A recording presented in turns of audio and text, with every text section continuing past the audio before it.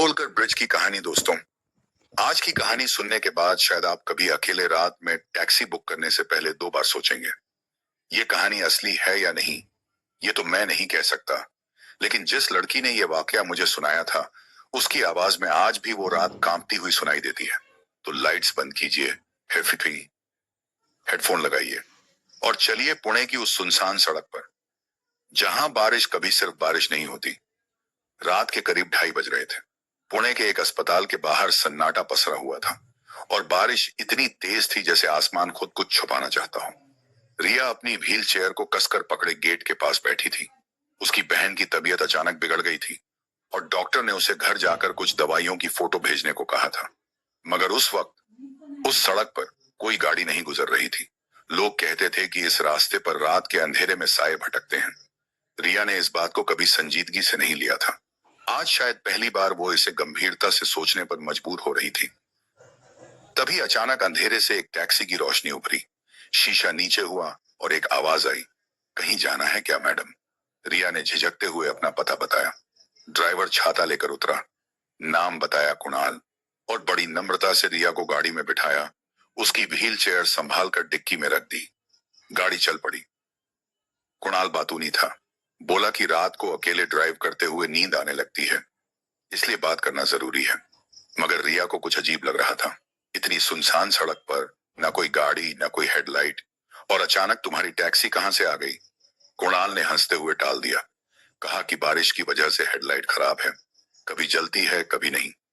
रिया ने बात आगे नहीं बढ़ाई, बस मन ही मन घड़ी देखती रही और सोचती रही कि जल्दी से जल्दी घर पहुंच जाए। तभी सामने एक पेड़ धड़ाम से गिरा।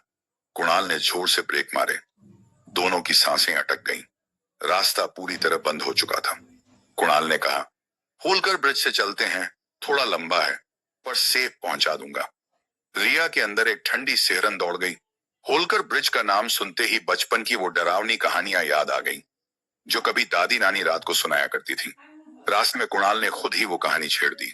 एक औरत जो सालों पहले उसी ब्रिज पर एक हादसे में अपने बच्चे के साथ मारी गई थी। कहते हैं वो आज भी हर गुजरती गाड़ी को रोककर अपना बच्चा मांगती है, और जो न रुके उसका हश्र भी वैसा ही होता है। कुणाल हंसते हुए बोल ही रहा था कि ये सब सिर्फ अफवाहें हैं। तभी रिया चीख पड़ी, आगे देखो। एक धमाके जैसी आवाज के साथ गाड़ी किसी से टकराई। कुणाल किसी तरह गाड़ी को संभालते हुए ब्रिज के किनारे रोक पाया। दोनों की धड़कनें गले तक आ गई थीं। कुणाल कांपते हाथों से उतरा और चीखते हुए रिया को बुलाया, एक बच्चे को टक्कर लगी है, वो सांस नहीं ले रहा, प्लीज आओ। रिया किसी तरह उतरी, मगर वहां कुछ भी नहीं था।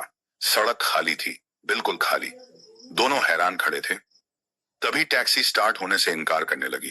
कुणाल बार बार चाबी घुमाता रहा और अचानक जब उसने बैक मिरर में देखा तो पीछे की सीट पर रिया नहीं, एक औरत बैठी थी। सफेद बड़ा चेहरा, बालों में छुपी आंखें और चेहरे पर एक ऐसी उदासी जो देखने वाले की रूह कंपा दे। वो अगले ही पल हमलावर हो उठी और कुणाल दहशत में गाड़ी से कूद गया। बाहर सांस लेते हुए उसने अपने एक दोस्त को फोन लगाया, मदद मांगने के लिए। ठीक उसी वक्त रिया की खिड़की पर किसी ने दस्तक दी। शीशा नीचे हुआ और सामने वही औरत खड़ी थी। मेरा बच्चा कहाँ है? उसकी आवाज में इतना दर्द था, इतना गुस्सा था कि रिया की जुबान तक सूख गई। कुचला है तुमने उसे, मुझे मेरा बच्चा चाहिए। रिया ने कांपते हुए सफाई देने की कोशिश की, पर जब उसने पीछे मुड़कर देखा, सड़क पर सच में कोई पड़ा था। और जब उसने वापस मुड़कर देखा, वो औरत वहीं खड़ी थी, बिल्कुल उसके करीब। ठीक उसी पल पीछे से एक और टैक्सी की रोशनी नजर आई। किसी तरह मिन्नतें करके रिया को उसमें बिठाया गया। कुणाल ने खुद अपनी टूटी गाड़ी में रुकने का फैसला किया, अपने दोस्त का इंतजार करने के लिए। रिया का सफर आगे बढ़ा, पर उसका दिल पीछे ही अटका रहा। नई टैक्सी में बैठा ड्राइवर मोबाइल में रील्स देखने में मशगूल था। तभी खिड़की पर आहट हुई। एक बच्चे की आवाज आई, आपने मेरी मां को देखा है क्या? ड्राइवर ने बिना ध्यान दिए पूछ लिया, घर कहाँ है तुम्हारा बेटा? जवाब आया जो सुनकर रूह कांप जाए, घर तो अब यही है मेरा, मैं मर चुका हूं, मेरी मां को बता देना, मुझे ढूंढना बंद कर दे। ड्राइवर ने चौंक कर बगल में देखा, वहां कोई नहीं था। घर पहुंचकर रिया ने अपनी बहन को दवाइयां दी, आया से निर्बीन ने मुश्ताइंदे दी, और फिर एक अजीब जिद पर अड़ गई, वापस होलकर ब्रिज जाने की। अपनी व्हील चेयर लाने के लिए। जब वो वहां पहुंची, कुणाल की गाड़ी वैसे ही खड़ी थी, व्हील चेयर भी वहीं पड़ी थी, बदा गायब। मगर कुणाल का कहीं अता पता नहीं था।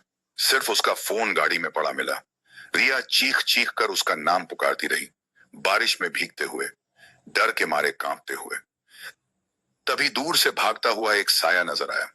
पास आने पर पता चला वो कुणाल ही था। सांसें उखड़ी हुई, आंखों में एक ऐसा खौफ जो शब्दों में बयां नहीं हो सकता। यहां से चलो, जल्दी, उसने बस इतना कहा। गाड़ी में बैठते ही उसने बताया कि कैसे उसने पीछा किया था उस बच्चे और उस औरत का, और कैसे वो उसे अपनी दुनिया में खींचना चाहते थे, और मुश्किल से वो वहां से बच निकला। गाड़ी स्टार्ट होने से इनकार करती रही, और चारों तरफ से रोने की, चीखने की आवाजें इतनी तेज होने लगी कि रिया ने कानों पर हाथ रख ली। लगा जैसे वो जगह उन्हें कभी जाने नहीं देगी। मगर तभी बारिश थम गई, सुबह की हल्की रोशनी फूटी, और उसी पल गाड़ी स्टार्ट हो गई।